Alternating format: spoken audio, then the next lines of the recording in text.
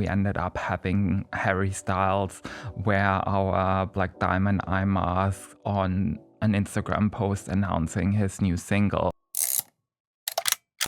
Welcome to Connected Thinking, our series of chats with standout voices from the world of marketing where we unpack what's trending, what's shifting, and what's coming next. I'm Liv, your host and account director at Scene Connects. Today I'm joined by Michael Edelmann as 111 Skin's Chief Marketing Officer. Michael champions the brand marketing and brand vision. Based in London with an international background, he has an accumulated significant brand, agency, and media experience. At Gucci, the Business of Fashion, Vogue, Balenciaga, Dr. Barbara Sturm, Lanvin, Snap, and more. Welcome, Michael. So to kick things off, at 111 Skin sits at a luxury price point, yet your marketing often focuses on building community and making the brand feel accessible. How do you balance maintaining exclusivity while still democratizing the brand? Liv, first of all, thanks so much for having me and the entire team at Connected Thinking. Really looking forward to today's conversation. When it comes to, I guess, striking the balance between exclusivity and being more attainable, I think for me it really boils down to what it means to assemble a community. And I think community is a term that gets thrown quite a bit nowadays. But I think a lot of brands and a lot of individuals still don't truly understand what it means. So essentially, a community is a group of like-minded individuals. They share similar values and similar beliefs. And I think that is really at the heart of what I'm trying to build at 111 Skin. So no matter the price point, I think the brands that are succeeding nowadays are brands that build a universe around themselves and they build a lifestyle so that they can assemble those communities around themselves and they create moments where these individuals want to connect with each other and they don't just want to connect with the brand even. And I think to me, that's the most powerful way of marketing nowadays. I also feel like there are a lot of great lessons to be learned from luxury fashion and from the past. That's the reason why brands like, Gucci, Tom Ford, they have fragrances, they have eyewear, and those allow customers to buy into that dream maybe, even though the ready-to-wear or the bag may not be as accessible to them. And in a similar way for us at 111 Skin, you may not buy the repair serum as your first purchase, but you may treat yourself to an eye mask or to a cleanser, which is just that little bit more attainable and still makes you feel part of our universe and still makes you feel good about yourself. I think it's so interesting because more and more we're seeing not just, brands, but the audiences, they want to be in touch with the brands that they love in real life.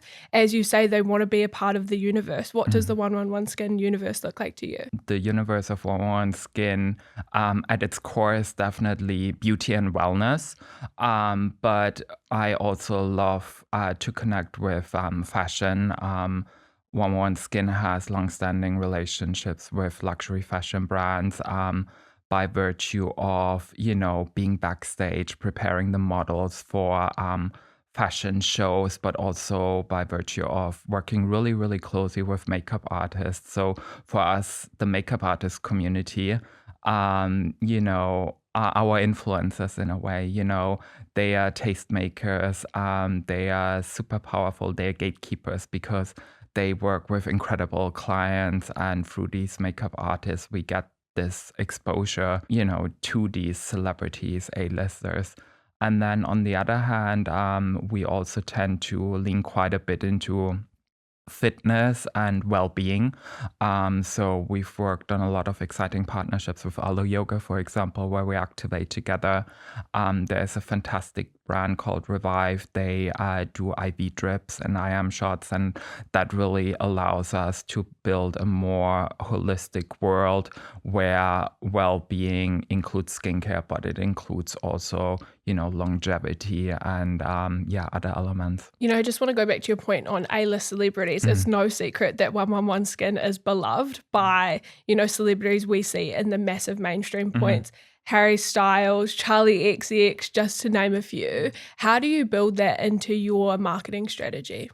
So I think to the external world, it always looks like we are working with a lot of endorsement deals and huge marketing budgets.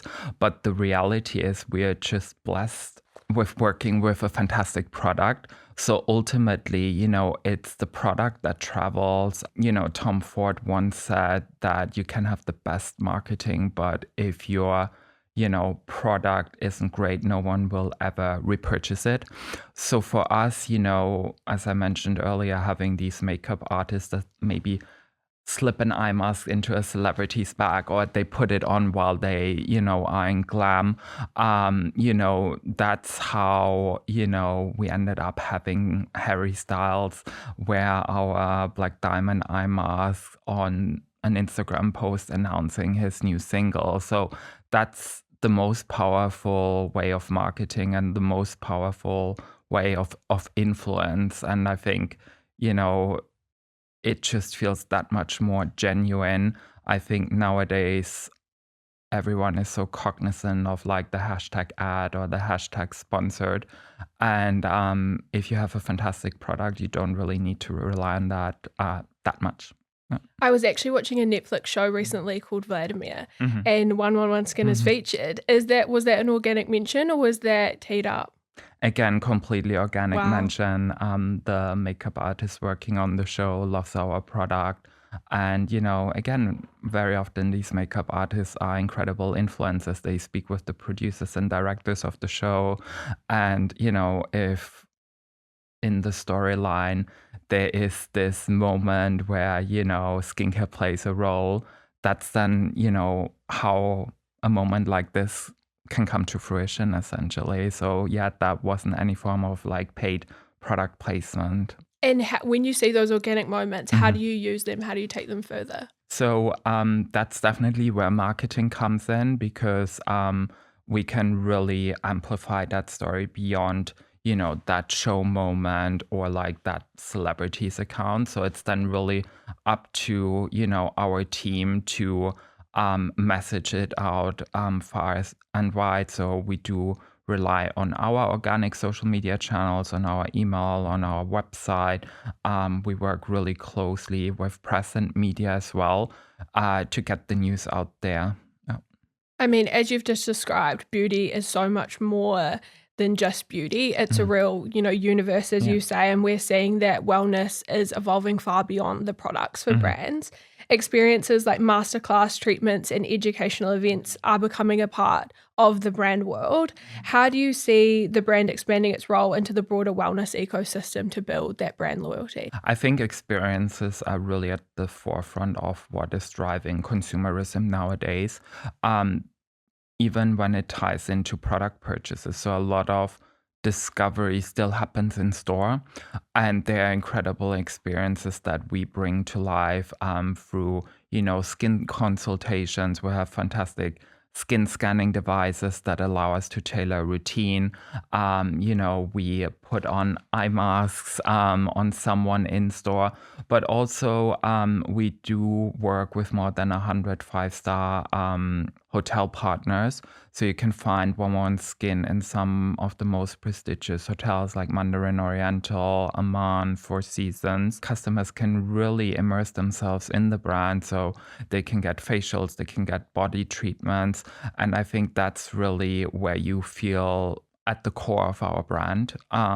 Because you're getting a fantastic service, but also you leave with visible results. So you get the benefits of all worlds. And then again, we're always looking at how can we enhance those experiences. So at the moment, we're working on a really exciting project involving music, because, music from a scientific point of view actually has a lot of benefits and can drive our emotions. So do you want to feel energized after a facial, or do you want to feel relaxed, right? And music can play a big role in that. Quite similarly, based on the partnerships I mentioned earlier, we worked with Alo on an event where There was an ice bath involved. There was, a heat treatment involved. We worked with Revive to, offer IV drips. And so I think all of these experiences champion beauty and wellness in a super experiential way. I mean, I relate to that point about the customer experience so much. One of my first jobs was actually selling 111 Skin Mm. at Mecca in New Zealand. And, when customers get that tactile experience and they get to touch, feel, smell, experience the products, it really, that's how you build that brand loyalty. Ultimately, we're seeing consumers increasingly become so much more aware of ingredients, so much more aware of the power of a product, as you say. How do you sort of translate, the joy, the unique emotions of those in real life experiences to your digital strategy? First of all, I love hearing that, you were working on the shop floor and that's how you first came across our brand. I think to me, there's still so much power in physical retail. A lot of discovery still happens in store actually. And we invest a lot of time and resources in education. We always try to translate any physical activation into the digital world. Our core customer is incredibly digitally connected, but also travels a lot.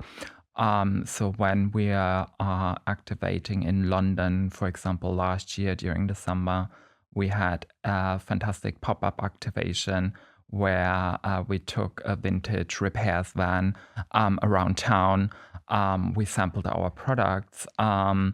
But we also found ways to let the customer in New York, in Shanghai, to feel part of that. And we did that by working with influencers, for example. So they got to experience that pop up and translate it to their audiences. But it's also about how can you create moments that naturally encourage anyone, a passerby, to capture that and to message it out to their followers. So in the case of the repairs van, we almost had these mini flash mobs where models would, water the plants and they would clean the streets because our idea was really to dial up anything that has to do with repairs because our bestseller, the product that launched the brand, is called the Repair Serum. So it was really about, messaging that out. And that was the case because even someone who had never heard of One Skin but was passing by in that moment, they were obviously very curious what's going on. They were taking snaps. So we always think about how can you create in real life experiences that allow customers to engage and to help us amplify it. And obviously we amplify it virtually speaking on our end as well. We're in the process of building a really incredible loyalty community. We call them V1Ps, one because 111 is part of our brand name. And, even there we're thinking through, no matter if someone is based in Dallas or Edinburgh, how can we get them involved? So maybe it's not a physical masterclass at Harrods, but maybe it's a virtual masterclass with Eva and Dr. Yanis, our co-founder. So yeah. Fantastic. I mean, you mentioned your co-founders. You have a really interesting, I suppose, unique perspective having a founder that is a doctor, triple board certified, no less. How does that shape the way the brand communicates compared to more traditional beauty brands? Yeah. It's such a blessing, to be honest, based on what I was saying in the beginning. If you're trying to create a brand universe, if you're trying to assemble a community, individuals nowadays, they want to connect with humans. They want to know who's behind a brand.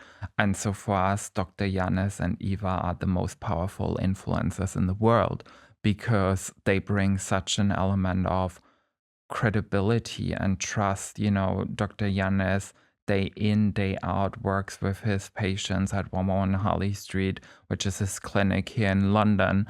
And in fact, that feedback loop of the conversations he's having with patients, the concerns he comes across each day informs our product development process. So each product is born out of a real patient need. We don't just sit there looking at market trends, analyzing, what could be the next big category. No, it's really driven by what are customers looking for and how can we help them, which I think also is a really important point of difference. Dr. Yanis didn't set out to launch a global skincare brand. He simply wanted to help his patients. And I mean, what a powerful way to, help essentially patients around the globe, because I try to treat each customer as an extension of our patient community here in London. Each customer deserves care. I want to make sure, they make the most out of their skin, essentially. Are there moments with having a medical founder that allows you to approach content differently? That might be through education or influencer collaborations, per se against other luxury brands. Yeah, absolutely. I think it really allows us to bring the founders front and center and use them as the voice of the brand, bringing that education, bringing insights on ingredients, and at the same time also, creating that lifestyle around the brand. That's, for example, where Eva comes in. She's really the voice of our customer. She rigorously tests the formulation, helps to improve them, and she can really share that journey online as well, which is just super authentic at the end of the day. I love watching her behind the scenes content. She's going from the office to family time to the clinic to Multi-hyphenate. Harrods. It's such a joy to watch. Yeah. I think, as you said, they're ultimately your star influencers. How does that play into your influencer strategy otherwise? They definitely sit at the core of our influencer strategy in a way. And then around that, we build other KOLs, as in key opinion leaders, that are experts in their field. I think we should really question nowadays, what does influence mean? For me, influence means that someone brings trust and credibility and can really speak in a credible way to a product or a service, for example. So for us, as I mentioned earlier, that can include makeup artists. It includes also stylists. It includes models, or it includes, experts in wellness and fitness. They bring an element of credibility that really aligns with our scientific backing, but also the universe we're trying to create. I mean, as we know, creators are cultural translators. There's no one that knows their audience better and what they need and what they're after and what they're attuned to than creators. We find that across the board working with influencers, that the more strict we are with, a brief, the less, success you get at the end of the day. So yeah, totally aligned there. As a luxury brand, breaking into the right retail environment is critical. What factors do you consider when deciding what retail spaces or partners are the right fit for 111 Skin? Always coming back to where's our customer. So we're quite clear on who our target customer is and how we want to reach them. So really understanding the nitty-gritty of a retailer's demographic, where's the store located, who comes through the door. Also thinking again about what is your objective, because primarily with stores, people still think about conversion as in the transaction concluding in the store, but some stores are really just serving a purpose of discovery. So there you need to think about, okay, how can I make the most out of creating awareness for our brand? How can I create a retail theater in a way where they feel engaged? And then they might come to our website to transact. They might go through Amazon or another online retailer. So always, I would summarize it as always think about your objective and also the type of customer you're trying to attract. What's your favorite 111 skin product? My favorite 111 skin product is the Repair Serum, which is the product that launched the brand in 2012. It's still our global award-winning bestseller for a reason. So I use it day in, day out. That's my favorite product too. Just some quick fire questions. What is your favorite book or podcast you'd recommend? There's a fantastic podcast called The Cutting Room Floor. And I would actually recommend anyone watching this to listen to watch actually one of the latest episodes featuring Rachel Mondi, who is the host. She's a fashion designer, but also really critical thinker, and she's interviewed Gwyneth Paltrow and many others in a very fascinating fashion. It's going straight on the list.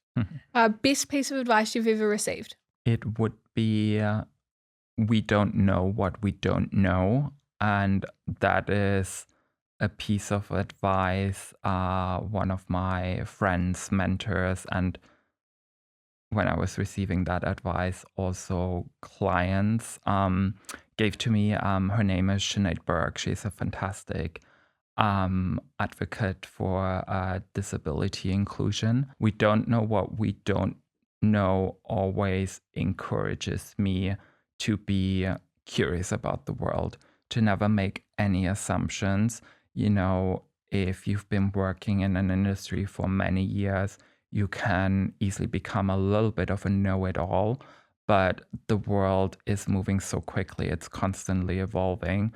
So really encouraging myself to constantly listen and observe. Thank you so much, Michael, for joining us at Connected Thinking today. Thanks so much for having me. I loved the conversation.